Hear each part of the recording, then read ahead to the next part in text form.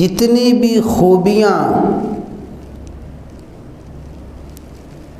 اور جتنی بھی صفات جمیلہ ہیں وہ ساری کی ساری صفات جمیلہ اللہ تبارک و تعالی کی ملکیت اور اللہ تعالی ہی ان کے مالک ہیں۔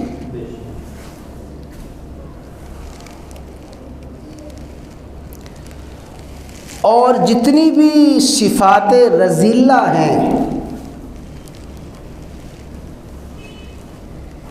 جتنی بھی برائیاں، جتنی بھی بدیاں اور جتنے بھی اخلاق رذیلہ ہیں، ان تمام سے پاک مبرہ اللہ تبارک و تعالی کی ذات ہے۔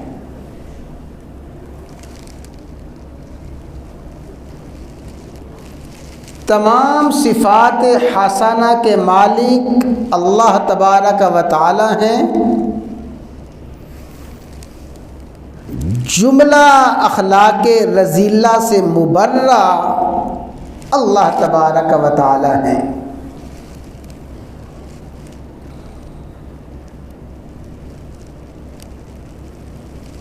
جتنی بھی صفات رذیلہ ہیں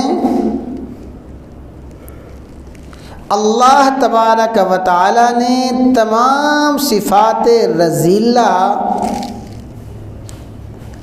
تمام شرور اور تمام بدیوں سے اپنی ذات کی تنزیہ اور اپنی ذات کی تسبیح بیان فرمائی ہے۔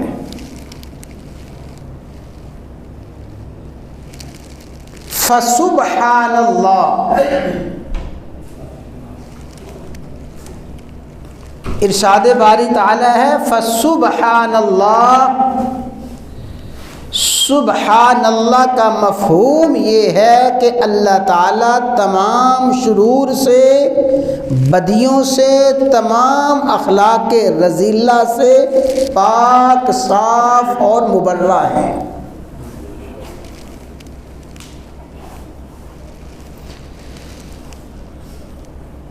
صفات رذیلہ میں سے بہت بڑی صفت سیئہ، شرور میں سے، بدیوں میں سے بہت بڑا شر اور بہت بڑی بدی ظلم ہے۔ ظلم بہت بڑی صفت رذیلہ اور بہت بڑی بدی اور بہت بڑا شر ہے ظلم۔ جس طرح اللہ تعالیٰ تمام صفات رذیلہ سے پاک ہیں، ایسے ہی اللہ تبارک و تعالیٰ ظلم سے بھی پاک ہیں۔ اللہ تبارک و تعالیٰ نے تمام صفات رذیلہ سے اپنی ذات کو پاک اور مبرہ قرار دیا ہے، اسی طرح اللہ تعالیٰ نے اپنی ذات کو ظلم سے بھی پاک اور مبرہ قرار دیا ہے۔